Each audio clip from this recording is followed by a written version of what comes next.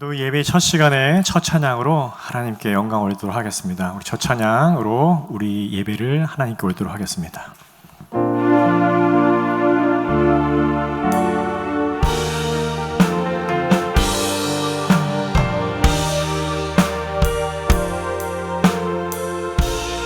진심의 마음을 담아서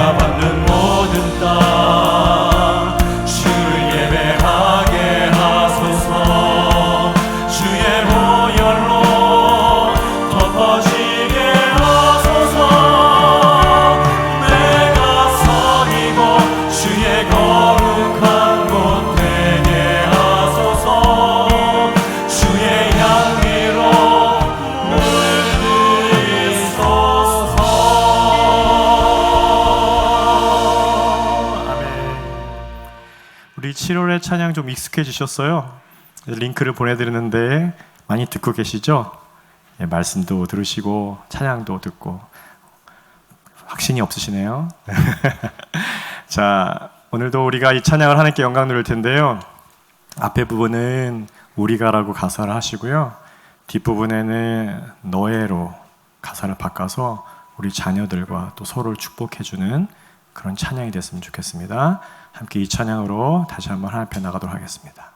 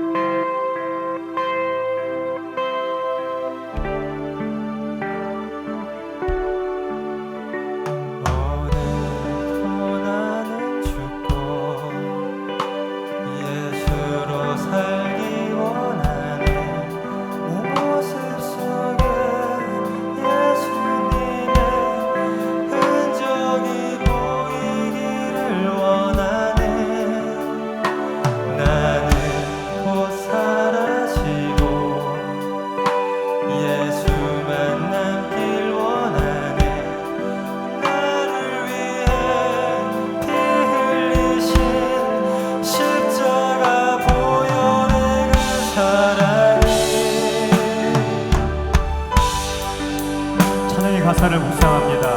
하나님, 내가 이렇게 살기 원합니다.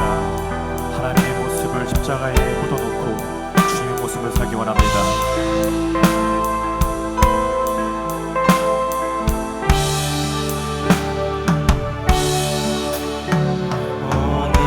오늘도 나는 죽고 예수로 살기 원하네.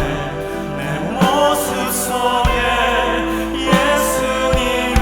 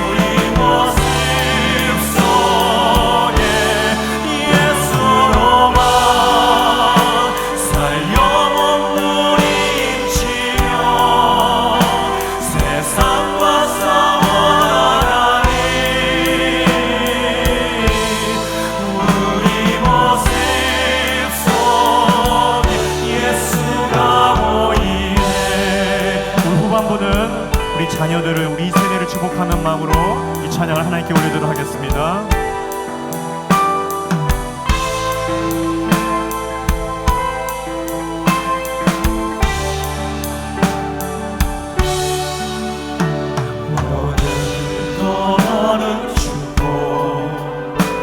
예수로 살기 원하네. 내 모습 속에 예수님의 흔적이 보이기를 원하네. 다른 곳 사라지고 예수만 남기 원하네. 너를 위해 피 흘리신 십자가 사랑이 나의 영혼에 그의 보혈이 나의 소리에 그의 사랑이 나의 손짓에 그의 영광이 영원토록 예수가 보이는 너의 삶 속에서 너의 삶 속에서 예수가 보이네. 너의 모습 속에 예수로만 살려 몸부림치며 세상과 싸워나가니 너의 모습 예수가 보이네.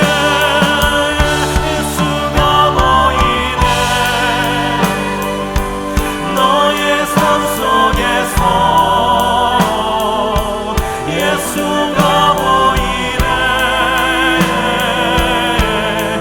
너의 모습 속에 예수로만 살려 몸부림치며 세상과 싸워나가니 너의 모습 속에 예수가 보이네. 우리 아버지 세대도 우리 자녀 세대도 예수가 보이는 그런 삶 살기 원합니다.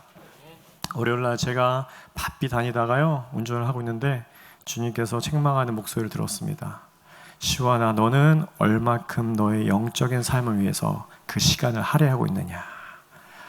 저희 크리스찬들이지만 우리는 우리 썩어질 육신에 많은 것을 투자하고 있는 것 같아요. 무엇을 먹을까? 무엇을 입을까? 다음에는 어딜 여행 갈까? 아, 이 음식 좋대더라. 아, 어디 가서 힐링할까? 이런 생각을 많이 하는 것 같아요.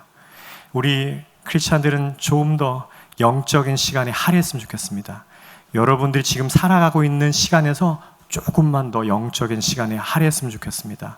그 말씀이 우리에게 영을 주는 그 말씀, 우리에게 더욱더 깊이 삼을 수 있도록 말씀을 사모하시고 찬양을 삼았으면 좋겠습니다. 하나님, 오늘도 나에게 말씀하여 주시옵소서. 나의 영혼을 먹여주시옵소서. 그런 마음으로 우리 하나님을 경외하는 마음으로, 하나님을 웰컴하는 마음으로 일어나서 다시 한번 예배하도록 하겠습니다.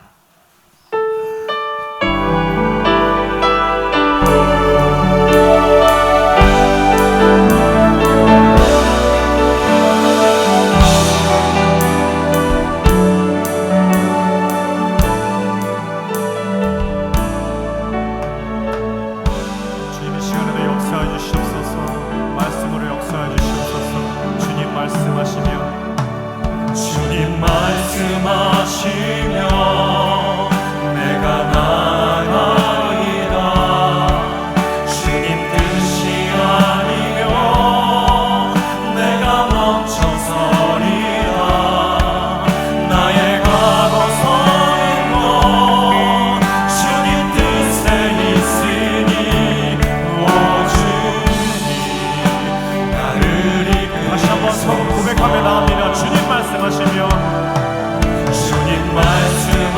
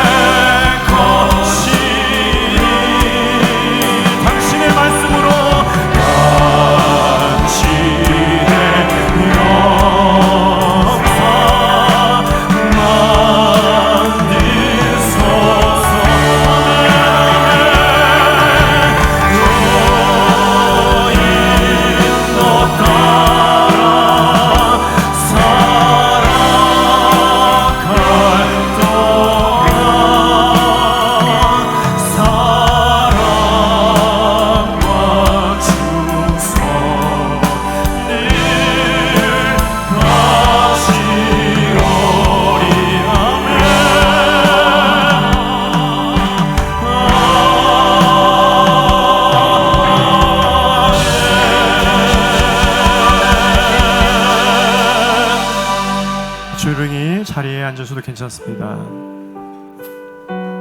하나님, 우리가 이 찬양을 하나님께 올려드렸습니다. 하나님, 노래가 아니라 찬양을 올려드렸습니다. 하나님, 주 말씀 따라 살아가는 저희가 되게 해주시고 주 말씀 따라 순종하는 저희가 될 수 있도록 인도해 주시옵소서. 주님께서 오른쪽으로 가라시면 오른쪽으로 갈 수 있는, 주님께서 왼쪽으로 가라 하시면 왼쪽으로 갈 수 있는 그런 순종의 사람, 말씀의 순종의 사람 되게 해주셔서 하나님, 그 말씀이 내 심령 가운데 뿌리가 내려서 싹이 나고 가지가 나서 또 열매가 맺어서 성령의 열매를 맺는, 그 말씀이 성령의 열매를 맺는 우리 세움교회 한 사람 한 사람, 아버지 세대, 자녀가 세대 될 수 있도록 인도해 주시길 원합니다.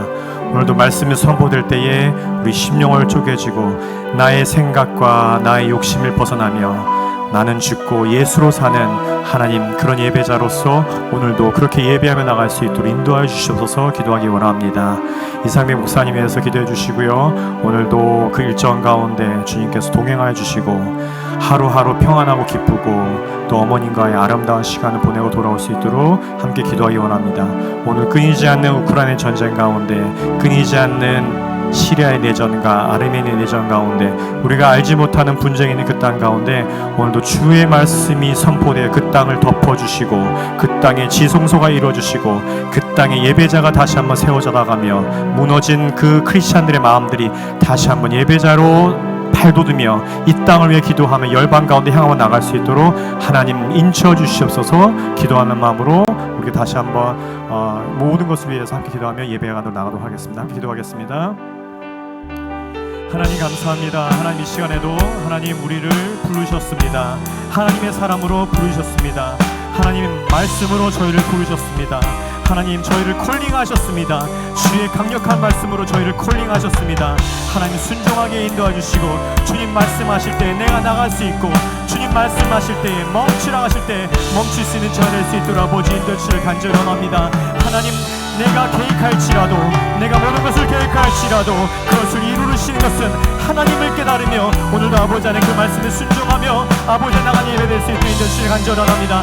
하나님, 내가 하나님의 사람입니다. 내가 하나님의 자녀입니다. 하나님의 제자입니다. 하나님의 종입니다. 하나님 그 말씀을 향하여 전진하며 나갈 수 있도록 인도해 주시고 내 뜻이 아닌 하나님의 나의 주인이신 주님의 뜻 따라 살아가는 저가 될 수 있도록 인도해 주셔서 내 뜻대로 살아가는 것이라 나의 주인 삶은 나의 주인의 뜻대로 살아가는 저가 될 수 있도록 인도해 주시길 간절합니다. 하나님, 그래서 그 영광 가운데 빛나는 저희가 될 수 있도록 아버지 인도해 주시길 간절합니다. 하나님, 나를 부르셨습니다. 하나님, 나의 자녀를 부르셨습니다. 오늘 아버지 말씀으로 나에게 영혼을 매여 주시옵소서. 나에게 영혼을 매여 영혼의 양식을 매겨 주셔서 아버지 하나님, 나의 육신이 이르고 나의 영혼이 이뤄서 하나님의 예배자로 살아갈 수 있도록 아버지 하나님 오늘도 이겨주시고 나의 마음이 바뀌어질 수 있도록 아버지 주셔서 나의 육신에게 투자되는 시간들을 아버지 주에게 해주시고 나의 영혼에게 투자하는 시간들이 더욱더 이어갈 수 있도록 아버지 인도해 주시길 간절히 원합니다. 아버지 하나님, 이상민 목사님 오늘도 위해서 기도합니다. 아버지 하나님, 여기까지 강건을 허락해 주시고 오늘 주님과 시간에 함께할 수 있도록 아버지 인도해 주시옵소서. 아버지 오늘도 끊이지 않는 폭격 가운데 일어나는 우크라이나 그 전쟁 가운데, 시리아의 내전 가운데, 아르메니아 내전 가운데, 투르기의 문제 가운데 임하여 주셔서 우리가 알지 못하는 영적인 분쟁 가운데, 영적인 투쟁 가운데, 아버지 분단이 그 땅 가운데 오늘도 말씀을 전파해 주셔서 우리가 전쟁은 하나님께 속한 것이니 하나님 그 전쟁에 하나님을 해주셔서 그 말씀으로 그 전쟁이 멈추게 해주시고 그 땅이 회복될 수 있도록 인도해 주시길 간절히 원합니다. 아버지 하나님, 이 땅 가운데 쓰러진 교회와 쓰러진 믿음의 사람들이 말씀을 다시 일으킬 수 있도록 인도해주시고 쓰러진 성전이 출발하며 갈 수 있도록 아버지 인도해 주시길 간절히 원합니다. 오늘 예배 가운데 아버지 하나님, 이 모든 헌신하는 육성들에게 주님 함께 인도해 주셔서 오늘 아버지 하나님 헌신하는 나간 자에게 주님 말씀, 주님의 형상을 이루는 주님 말씀을 이루는 일을 수 있도록 아버지 인도해 주시길 원합니다. 이 시간도 아버지 하나님 성령께서 충만하게 우리를 주장하여 주시옵소서. 충만하게 주장하여 주시옵소서. 충만하게 기름 부어 주시옵소서. 충만하게 우리를 인쳐 주시옵소서. 생명의 생수같이 이루어 주시옵소서. 주님 감사합니다. 예수님이 높여 드리겠습니다. 아멘. 사랑과 은혜가 풍성하신 하나님 아버지 감사드립니다. 오늘도 주님을 사모하는 마음으로 이 자리에 나올 수 있게 인도해 주심에 감사드립니다. 한 주간도 주님과 동행하는 삶을 살기를 소원하였으나 저희는 여전히 세상과 타협하고 그 안에서 헛된 것에 유익을 쫓고 또 주님 말씀에 불순종하며 살았던 저희였음을 회개합니다. 긍휼과 자비의 하나님, 이 시간 이 예배를 통해 저희의 죄가 씻겨지고 또 저희의 영혼이 주님의 은혜 가운데 영적으로 강건해질 수 있는 시간이 되게 인도하여 주세요. 각 나라의 주님의 사명을 품고 파송되어진 선교사님과 그 사역지를 위해 기도드립니다. 열악한 환경과 부족함이 많은 상황 속에서도 주님께서 주신 믿음과 사명을 가지고 복음을 전파하고 또 주님의 사랑을 나누시는 선교사님들을 늘 주님께서 지켜주시고 선교지에서 주님의 성령의 뜨거운 불길이 함께하기를 원합니다. 사역지에서의 말씀과 기도가 살아 숨쉬게 하여 주시고 그곳에서의 많은 영혼들이 믿음의 열매를 맺어 하나님 나라의 빛과 소금이 될 수 있도록, 그래서 영원한 하나님 나라의 확장을 이룰 수 있도록 인도하여 주세요. 선교사님들의 영육간의 강건함을 지켜주시고 필요한 물질이 채워지고 또 선교지를 향한 끊임없는 후원이 이어질 수 있도록 인도하여 주세요. 방학 기간 중인 우리 아이들을 위해 기도합니다. 이 시간 주님, 학업 중의 귀한 쉼 속에서 우리 자녀들이 주님을 더욱 더 알아가고 예배에 더욱더 집중할 수 있는 시간이 되길 원합니다. 우리 자녀들이 주님을 인격적으로 만나고 주님을 내 아버지라 고백할 수 있는 성령 체험할 수 있도록 인도하여 주세요. 주님 말씀을 경청하고 주님과 함께하는 발걸음이 즐겁도록 인도하여 주시고 늘 우리 자녀들의 건강을 지켜주시고 하나님을 향한 믿음이 더욱더 성장하는 우리들의 자녀가 되길 원합니다. 오늘 말씀을 전하시는 임성식 선교사님께 성령의 은혜를 부어주시고 오늘 예배를 위해 수고와 헌신하는 손길을 기억하여 주세요. 육신의 아픔 있는 성도들이 주님의 보혈의 능력으로 깨끗이 회복되어 건강하게 신앙생활을 할 수 있도록 인도하여 주세요. 이 시간 온 마음과 힘을 다해 드리는 저희 예배를 기뻐 받아주시고 이 모든 말씀 살아계신 주 예수 그리스도의 이름으로 기도드렸습니다. 아멘. 다 같이 우리 신앙을 고백하시겠습니다. 나는 전능하신 아버지 하나님 천주의 창조주를 믿습니다. 나는 그의 유일하신 아들 우리 주 예수 그리스도를 믿습니다.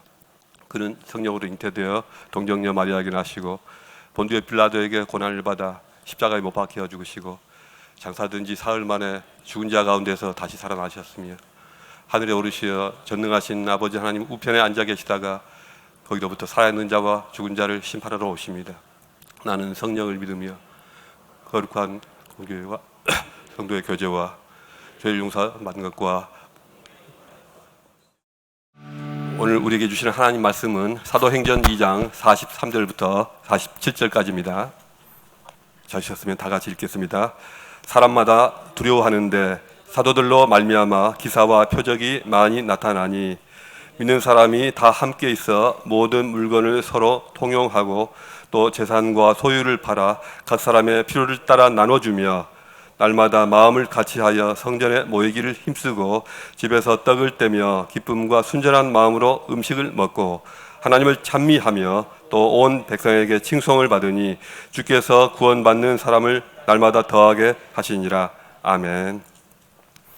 오늘 담임 목사님 대신하여 설교해 주실 분은 호산나 선교회 대표로 사역하시는 임성식 목사님이십니다. 우리 교회와는 굉장히 친밀한 분이시죠. 이분을 통해 주시는 하나님의 말씀을 기대합니다. 선교사님 모시겠습니다. 할렐루야. 식사 안 하셨습니까? 할렐루야. 아멘. 반갑습니다. 반갑습니다. 아, 저분이구나. 이게 기억나시죠? 네, 저만 기억나죠? 네. 정확하게 4월 23일 날 우리 김시한 목사님 마다가스카르로 선교 가셨을 때 제가 잠깐 예배팀 함께 섬기러 왔었습니다. 이제 기억나시나요? 네, 아직도 기억 안 나시고 정말 찬양에 제가 먼저 은혜가 돼서 너무 감사합니다. 우리 찬양팀들 수고한 찬양팀들 너무 감사드리고 정말 스바냐서 3장 17절 말씀 생각나더라고요. 너의 하나님 여호와가 너의 가운데 계시니 그는 구원을 베푸실 전능자시라. 그가 너희로 인하여 기쁨을 이기지 못하시며 우리를 잠잠히 사랑하신다고. 아멘. 아멘. 정말 그 천국에서 천상에서 그 보좌에서 기뻐하시는 그 하나님의 마음을 느낄 수 있었습니다. 여러분도 동일하게 느끼셨어요? 아멘, 아멘. 오늘 함께 나눌 말씀은 초대교회에 질문이 있습니다라는 말씀입니다. 혹시 넘어가나요? 네. 초대교회에 질문이 있습니다. 여러분 최근에 제가 잠시만요.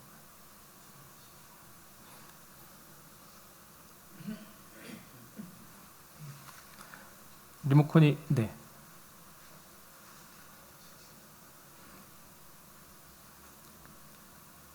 네. 됩니다. 최근에 충격 받으신 일 있으십니까? 저는 방금 받았습니다. 리모컨이 일을 안 해서 큰 충격을 받았는데 지난 3년 동안 우리는 참 많은 충격을 받았던 것 같습니다. 코로나가 터졌다, 팬데믹이다, 예배를 중단해라, 교회 나오면 안 된다, 다 비워라, 거리를 유지해라. 작년만 해도 우리 아까 같이 기도했지만 우크라이나와 러시아의 또 전쟁으로 인해서 많은 사람 인명피해가 났고 그로 인해서 세계 전체의 경제가 어려워지고 물가가 상승해서 지금도 우리가 힘들어하고 있습니다. 지난 2월에는 어땠나요? 튀르키예 지진으로 인해서, 시리아 지진으로 인해서 많은 사람들이 죽고 지금까지도 그 피해 복구를 위해서 수고하고 있습니다. 이렇게 충격을 한 번, 두 번 받는 거는 괜찮은데 자꾸만 충격이 가해지다 보면 데미지가 생깁니다. 여러분 피로골절이라는 단어를 아십니까? 영어로는 스트레스 프랙처라고 하는데 뭐 뼈에 대한 그 질병이나 외상은 없는데 계속되는 그런 압박으로 그 뼈에 스트레스가 생겨서 골 조직이 끊어지는 그런 일들이 발생하는 골절을 얘기합니다. 여러분 우리 인생에도 굉장히 많은 충격을 받습니다. 이게 우리 안에 쌓이게 되면 상처를 만들게 되고 피로를 만들게 되고 의욕을 상실하게 되고 또 그로 인해서 제대로 살아가지 못하는 그런 충격들이 많이 있습니다. 저도 어려서부터 크고 작은 충격들을 정말 많이 받고 살았었습니다. 초등학교 2학년 정도로 기억이 되는데 한 번은 이사를 했는데 더 이상 저희 어머님은 보이지 않고 저희 아버지가 저희 형제들을 이렇게 오라 그러더니 한 아줌마를 소개하는 거예요. 그러면서 이제부터 너희 엄마라고, 이제 엄마라고 부르라고 그렇게 얘기를 하셨습니다. 어린 저희들에게는 얼마나 큰 충격이었는지 모릅니다. 여러분은 어떤 충격들을 기억하십니까? 이런 충격들이 우리의 인생에 쌓이게 되면 상처가 되고 피로가 됩니다. 근데 가끔 보면 이렇게 사람을 죽이는 그런 충격들도 있지만 사람을 살리는 충격들도 있더라고요. 여러분 혹시 뭐 의사나 간호사 일하시는 분 계십니까? 병원 응급실 가면 심장 제세동기라는 게 있어요. 그래서 심장이 갑자기 멈춘 심장 마비된 분들을 이렇게 전기 충격으로 다시금 심장이 뛰게 하는 그런 충격을 또 우리가 좋은 충격이라고 또 얘기할 수 있겠습니다. 저는 오늘 이 사도행전 2장 43절에서 47절까지 말씀을 읽으면서 굉장히 신선한 충격을 받았습니다. 왜냐하면 요즘 교회에 관한 소식들이 우리들을 참 많이 힘들게 합니다. 사실 요즘이 아니라 꽤 오래됐죠. 저는 작년에 한국에 일정이 있어서 한국을 다녀오면서 그런 일들을 좀 보고 겪었습니다. 대략 한국에 5만여 개의 교회가 있다고 합니다. 근데 지난 3년간의 코로나로 인해서 자그마치 만여 개의 교회가 문을 닫았습니다. 여러분, 교회 하나가 세워지는 게 얼마나 어려운지 아시죠? 우리 또 세움교회가 이렇게 시드니 안에서 귀하게 세워지는 게 얼마만큼 힘들고 어려웠던 과정들이 있었는지 너무나도 잘 아실 겁니다. 교회뿐만 아니라 건물뿐만 아니라 한 목회자가 세워지는 것 또한 얼마나 힘들고 어려운 과정입니까? 적어도 7년 이상 신학을 공부하고 또 하나님의 부르심을 받아서 귀한 목회 현장의 사역자로 나가는 것 아니겠습니까? 그런 사람들이 한 사람 한 사람 모여서 귀한 교회가 세워지는 건데 그런 그리스도의 몸된 교회가 만 개나 만여 개나 3년 동안에 문을 닫았다는 겁니다. 또 어렵게 우리를 만드는 것은 가난한 성도들의 증가입니다. 여러분, 가난한 성도가 뭔지 아십니까? 거꾸로 얘기하면 안 나가 성도들이 너무나 많아진 거예요. 나는 하나님은 믿는데, 예수님을 믿겠는데, 아유, 저 사람도 만나기 싫고 저 사람도 만나기 싫고 교회에 그냥 안 나가. 난 그냥 집에서 조용히 신앙생활 할래. 그러는 사람들이 엄청 많아졌다는 겁니다. 10년 전 한국 통계만 해도 크리스찬의 인구 비율이 25%, 약 1000만 정도를 봤습니다. 근데 지금은 약 600만 정도로 봅니다.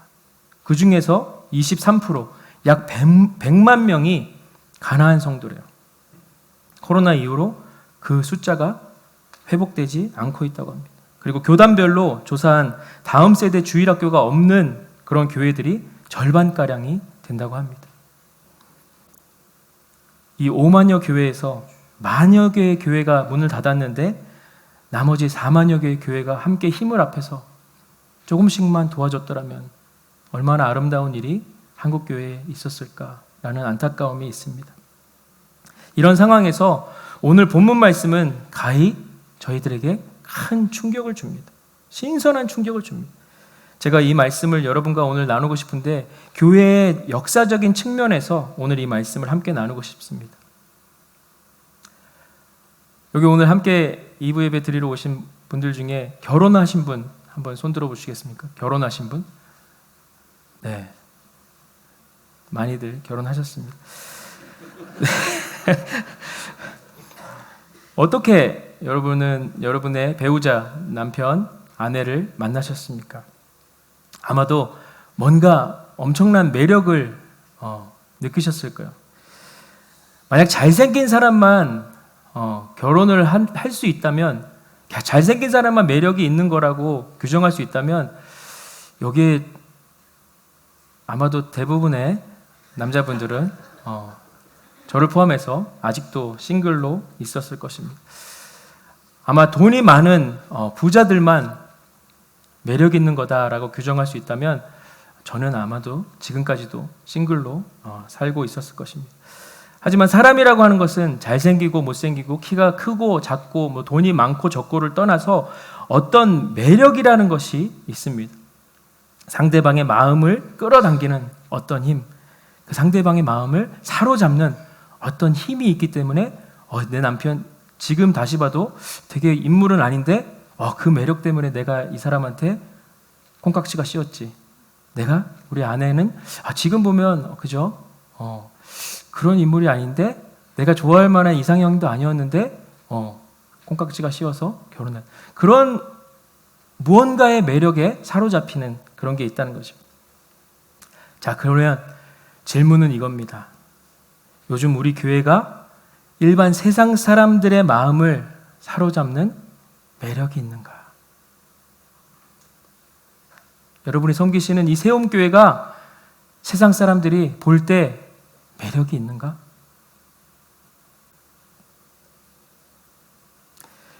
국민 4명 중에 3명 정도는 기독교에 대해서 호감이 없는 것으로 나타났습니다. 반면에 천주교와 불교에 대한 호감은 개신교보다 3배 가까이인 것으로 나타났습니다.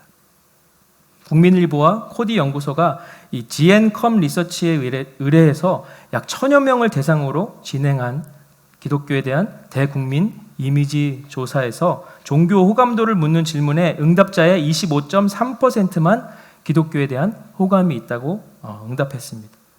국민의 25%라면 아까 제가 전체 비율에서 몇 프로를 말씀드렸죠? 기독교 인구가 25%. 기독교인들만 기독교에 대한 호감이 좋다라고 대답했던 것일 수도 있습니다.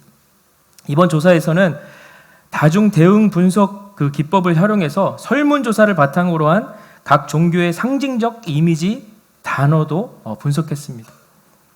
자, 기독교를 대표하는 핵심 단어로 유일하게 꼽힌 건 뭐예요? 배타적이다. 주변 단어로는 어떤 게 있습니까? 물질적이다, 위선적이다, 이기적이다, 세속적이다 등 종교와는 좀 거리가 먼 그러한 단어들이 주로 분포해 있습니다. 반면에 천주교와 불교를 상징하는 핵심 단어는 다 긍정적이었습니다. 도덕적이다, 헌신적이다, 희생적이다, 천주교의 핵심 단어가 그랬고 거룩과 진보적이라는 이미지가 주변에 있습니다. 불교의 핵심 단어는 포용과 상생, 친근과 보수 등으로 거론됐습니다. 천주교와 불교 사이에 배치된 그런 단어는 뭐예요? 엄숙하다, 배려, 경건, 공감 등이 공통적으로 뽑혔습니다. 이 조사에서는 19세부터 29세 사이의 젊은 세대에서는 기독교에 대한 호감도가 19%로 가장 낮은 그런 통계로 드러났습니다. 기독교에 대한 젊은이들의 무관심이 심각한 수준에 이르렀습니다. 자신을 가난한 성도라고 소개한 신유진 씨는 이렇게 얘기합니다. 기독교인에겐 보여주기식 신앙생활이 적지 않아 보인다. 헌금 규모에 따라 교회 내 직분이 결정되는 걸 보았다. 순수함을 상실한 교회 분위기에 소외감과 환멸을 느꼈다. 지도자의 위선도 신앙생활을 어렵게 한다라고 얘기했습니다. 정혜솔 씨는 이렇게 얘기했습니다. 교회의 포용력을 부족함을 꼬집었습니다. 그는 교회는 다른 것과 틀린 것을 제대로 구분하지 못하고 자신들과 다른 사고방식을 적대적으로 대하는 경향이 있다면서 교회가 사회와 소통한다지만 실제로는 남을 이해하지 않는 이기적인 집단이라는 인상을 준다고 토로했습니다. 성석한 장신대 교수는 이렇게 얘기했습니다. 지역사회와 호흡하던 교회의 선한 영향력이 감소되고 있다고 안타까워했습니다. 한국교회가 성장주의에 매몰돼서 우리 교회 자기 교회 중심주의나 교인만 앞세우는 분위기를 개선하지 않으면 호감도를 만회하기 어렵다. 코로나 이후 교회는 과거를 답습할지 복음을 회복해서 세상 속으로 나아갈 것인지를 결정해야 할 변곡점에 놓여 있다라고 진단했습니다. 요즘 교회들이요 정말 왕따 집단, 또라이 집단 그런 취급을 당하고 있습니다. 여러분 그냥 사람들 사이에서만 얘기되는 게 아니라 모든 미디어가 그것을 드러냅니다. 여러분 최근에 많이 유행했던 드라마나 영화들 보시면 오징어 게임 어떻습니까? 수리남이라는 드라마 보신 분 계십니까? 가장 최근에 글로리라는 드라마 보셨습니까? 하나님의 영광이, 교회의 이름이, 목회자들의 모습이 얼마나 땅에 짓밟히고 있는지. 과연 이런 시대에도 복음은 계속해서 증거될 수 있을까?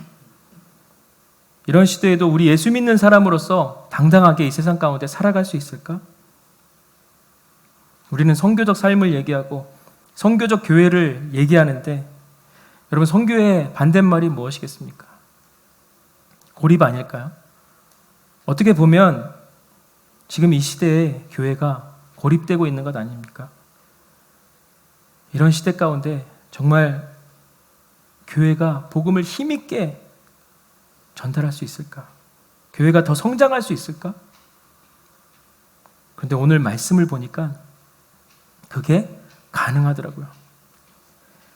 여러분 초대교회 로마 시대 로마 사람들 또 유대인들이 보기에는 초대교회는 완전히 또라이 집단, 왕따 집단이었습니다.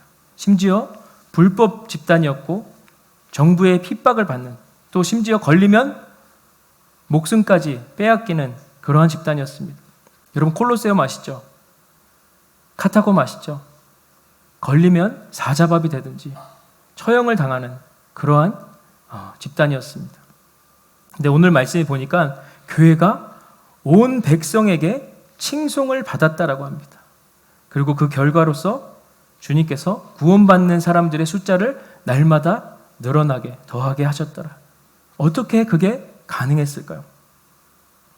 요즘 우리들의 교회들은 칭송이 아니라 비난과 손가락질을 받고 있는데 초대교회는 어떻게 그게 가능했을까요? 근데 제가 새롭게 깨달은 건 이 초대교회가 당시에 또라이, 왕따, 불법 집단이었지만 그들에게는 그들만의 매력이 있었습니다. 성령 하나님의 역사는 이 로마 제국의 핍박 속에서도 교회를 굉장히 매력적인 집단으로 바꾸는 그런 놀라운 역사가 있었습니다. 오순절 다락방에서 이 성령께서 임하시고 이제 본격적으로 이 초대교회가 시작됩니다. 교회는 그 성령 하나님의 역사심과 또 사람들의 변화를 통해서 급속도로 성장해 갔습니다. 로드니 스탁이라는 교수님이 쓰신 The Rise of Christianity 이 책에 보면 초기 기독교의 교회는 매 10년마다 40%씩 성도들이 증가했다고 합니다. 엄청난 속도로 교회가 성장했습니다. 굉장히 많은 사람들이 교회에 몰려들었습니다. 어떻게 그럴 수가 있었을까요? 교회가 불법인데, 왕따, 또라이 집단인데 왜 사람들은 교회의 매력을 느낄 수 있었을까요? 선교사이자 옥스퍼드 대학교에 선교 강의를 했던 알렌 크라이더 박사님이 이 Resident but Alien이라는 책에서 이렇게 기록했습니다. 초기 기독교를 3단계로 나눴습니다. 그래서 매력적인 기독교, 그 다음에는 예수를 믿는 것이 유리했던 단계로, 그 다음 단계는 예수를 강제로 믿게 되는, 그렇게 기독교 역사를 3단계로 나눴습니다. 예수님이 승천하시고 초대교회가 시작되고 처음 300년까지는 교회는 완전히 불법이었습니다. 또라이 집단이었습니다. 왕따 집단이었습니다. 핍박받는 그런 집단이었습니다. 그리스도인이 된다는 것은 사회적으로는 아무 유익이 없었습니다. 교회 다니다가 들키면 오히려 패가 망신하고 집에서 쫓겨나거나 죽을 수도 있었습니다. 근데 교회는 계속해서 성장해 갔습니다. 어떻게 그럴 수가 있었을까요? 교회는 굉장히 매력적인 공동체였습니다. 그러던 AD 313년 로마의 황제 콘스탄틴이 교회를 로마의 종교로 합법화시켰습니다. 그리고 콘스탄틴 황제 자신도 기독교인이 됩니다. 근데 그때부터 놀라운 일이 벌어지게 생겼는데, 신앙을 가진다는 것이 로마 사회 안에서 출세하기에 유리한 것으로 변화되기 시작합니다. 요즘에도 그런지 모르겠는데 저 때는 그랬습니다. 제가 군 생활할 때 이제 사단장님이 새로 부임하셨습니다. 사단장이면 투스타거든요. 투스타 장군이에요. 새로 부임하셨는데 기독교인인 거예요. 다음 주에 우리 부대 내 교회가 어떻게 됐을까요? 앉을 자리가 없을 정도로 꽉 찼습니다. 모든 부대장들 막 알죠? 바쁠때기 3개, 무궁화 2개, 3개 다 분명히 절 다니는 사람인지 아는데, 천주교 가는 사람인지 아는데 저희 교회에 다 모인 거예요. 왜 그랬을까요? 투스타 사단장이 크리스찬이래. 잘 보여야지. 옆에서 눈도장 찍어야지. 교회에 나가는 것이 유리했어요. 그러던 AD 380년부터 또 다른 세상이 시작됩니다. 그때는 데오도시우스 황제가 기독교를 제외한 모든 종교는 다 불법화시켰습니다. 오직 기독교만 로마의 종교다. 그리고 로마의 모든 백성은 기독교를 믿도록 했습니다. 그때부터 기독교는 선택이 아니라 강제가 된 것입니다. 신앙이 폭력성을 띠게 되고, 그런 식으로 중세의 암흑기가 시작되는 거죠. 여러분, 우리는 어떻습니까? 교회가 매력적으로 보입니까? 여러분, 교회가 매력적이어서, 우리 세운교회가 매력적이어서 교회에 나오셨습니까? 교회 다니는 것이 유리합니까? 내가 하는 비즈니스에, 내가 하는 사업에. 우리 아직 결혼하지 못한 청년들, 교회 가면 좋은 청년들, 남자 청년들, 여자 청년들 있으니까 좋은 사람 만나서 결혼할 수 있을까? 그런 유리함 때문에 오셨습니까? 어떤 분은 교회에 다니는 것이 강제적이십니까? 저희 할머니는 전도부인이셨어요. 지금은 교회 안에 이제 전도부인이라는 직분이 없는데, 예전에 신앙생활 하셨던 분은 아실 거고, 50년대, 60년대, 70년대 교회 생활하셨던 분들은 아실 겁니다. 전도부인이셨어요. 저는 어디 가나 전도부인의 손자였습니다. 그리고 그 어린 주일학교 나이부터, 주일학교 9시 예배부터 시작해서 어른 예배, 오후 예배, 저녁 예배까지 다 드려야 됐어요. 한 예배라도 빠지거나 좋은 게 걸렸다? 그러면 저녁에 집에 가서 할머니한테 두들겨 맞는 거예요. 저에게는 교회가 매력적이었을까요? 교회 가는 게 유리했을까요? 저에게는 예배가 교회 가는 것이 강제였습니다. 저를 그렇게 불쌍하게 쳐다보지 마세요. 지금은 제 신앙으로 제가 예수님 좋아서 예수님께 반해서 제 남은 모든 생애를 다 주님께 드려도 아깝지 않을 정도로 그렇게 열심히 주의를 감당하는 사역자가 되었습니다. 네, 같이 기뻐해 주세요. 감사합니다. 저는 그래서 그 초기 그 기독교 초대교회 그 300년 동안에 교회가 왜 그렇게 매력적으로 보였는지 그 부분을 좀 더 집중해서 살펴보기를 원했어요. 당시 비기독교인들은 이 교회 다니는 사람들을 어떻게 바라봤을까? 어떻게 생각했을까? 옥타비우스가 정리한 그 당시에 로마의 비기독교인 가에실리우스의 말입니다. 제가 읽어드릴게요. 그리스도인들은 신뢰할 수 없고 금지된 무법자들이다. 그들은 대중의 가장 낮은 쓰레기와 같은 계층으로부터 배우지 못한 무식한 남정네들과 아무거나 쉽게 믿는 여자들, 그들이 모인 교회, 경건하지 못한 음모자들의 집단이다. 밤에 진행되는 모임, 엄숙한 금식과 야만스러운 식사. 야만스러운 식사는 아무래도 성찬을 얘기하는 것 같아요. 주님의 살과 피를 먹고 마시는 것. 그리고 똘똘 뭉치는 연합 등은 신성한 의식이라기보다 범죄이다. 그들은 어둠 속에 숨어 있고 외부의 빛을 피하며 공공장소에서는 침묵하나 구석진 곳에서는 이야기하는 비밀 집단이다. 그들은 서로 알아가기도 전에 사랑에 빠지는 사람들이다. 서로 알아가기 전에 사랑을 고백하는. 이건 우리들하고 비슷하지 않나요? 하나님께서 당신을 통해, 그죠? 처음 봤는데, 새신자라고 왔는데 당신은 사랑받기 위해 태어난 사람. 그렇게 그리스도인들에 대한 오해와 루머들이 모든 로마 백성들 사이에서 떠돌고 있었습니다. 그런데도 초기 기독교는 10년마다 40%씩 성장하는, 굉장히 이상합니다. 어떻게 그럴 수가 있었을까? 게다가 교회는 계속해서 불법이에요. 근데도 계속해서 성장해가고 복음은 여러 사람들에게 계속해서 증거되고 있었습니다. 매력적으로 보였습니다. 여러분 이상하지 않습니까? 도대체 무슨 매력이 있었기에 사람들이 계속해서 교회에 찾아왔었을까요? AD 250년경에 에피솔토 디오그네투스에게 보낸 자료를 찾아보니까 이런 얘기가 있습니다. 우리 천사님 계십니까? 네, 한번 읽어주시겠습니다. 그리스도인들은 국가나 언어 또는 문화로 다른 사람들과 구별되지 않는다. 그들은 그들만의 도시에서 살지도 않고 그들만의 독특한 대화 방법을 쓰지도 않는다. 삶의 방식도 특별한 것이 없다. 동시에 그들은 아주 두드러지고 독특한 자신들만의 살아가는 방법이 있다. 그들은 자신들의 국가에 살지만 거주민이자 나그네의 정체성을 가지고 살아간다.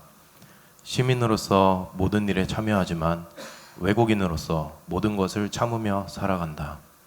여느 사람들처럼 결혼하고 아이를 낳지만 자녀를 버리지는 않는다. 자신의 집을 다른 사람들에게 제공하지만 침대를 더럽히지는 않는다. 모든 사람을 사랑하지만 모든 사람에게 박해를 받는다. 그들은 가난하지만 많은 사람을 부유하게 한다. 간단히 말해서 영혼이 육체 안에 있는 것과 같이 그리스도인들은 세상 안에 있다. 네. 여러분 당시 로마인들은 결혼을 해서 자식을 낳았는데 자식이 장애가 있거나 병약하면 버리는 일들이 많았대요. 근데 기독교인들은 절대로 그런 일들을 안 했다는 거죠. 오히려 누가 자식을 버렸다고 하면 오히려 데려다가 키우는 그런 일들을 했습니다. 또 전염병이 돌면 끝까지 그 동네에 남아가지고 환자들을 돌봐주었습니다.